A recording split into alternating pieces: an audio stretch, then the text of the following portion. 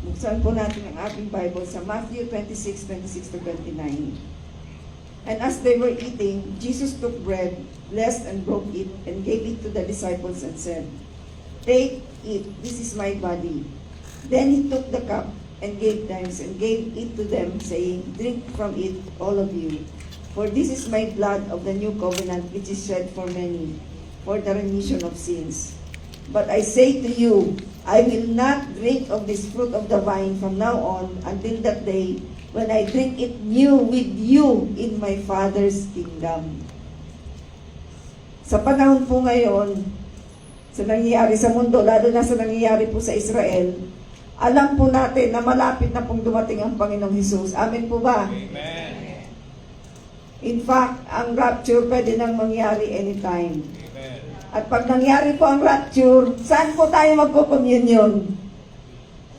Face to face with Jesus. Amen? Amen. At habang iniintay po natin yon, ihanda po natin yung sarili natin. Wala nang dapat tutulog-tulog.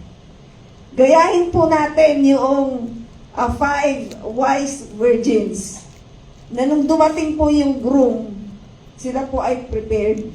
Kaya po sila yung nakapasok sa feast. Huwag po natin gayahin yung foolish virgins na nung una, talagang on fire sila.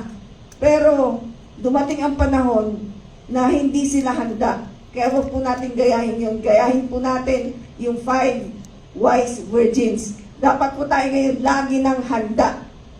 Dahil anytime dadating na po ang Panginoon. Amen? Amen. Kaya hina po natin yung bread.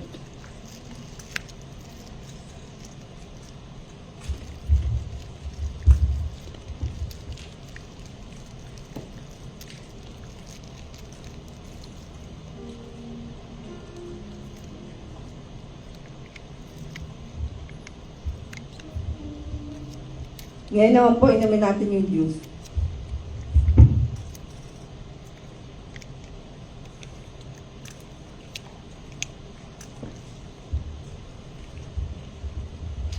Let's pray po. Father God in heaven, maraming pong salamat, Panginoon, because we have the assurance of eternal life through your Son, Jesus Christ, and by the power of the Holy Spirit. Thank you, Father God. Salamat, Panginoon, dahil binayaran niyo po ang lahat ng aming kasalanan at ang lahat ng aming sakit at karamdaman ay yun na rin pong binayaran, Panginoon. Thank you, Father God, for everything that you have done in our lives, Lord God. Without you, we are nothing, Lord God. Thank you for loving us. In Jesus Christ's name we pray.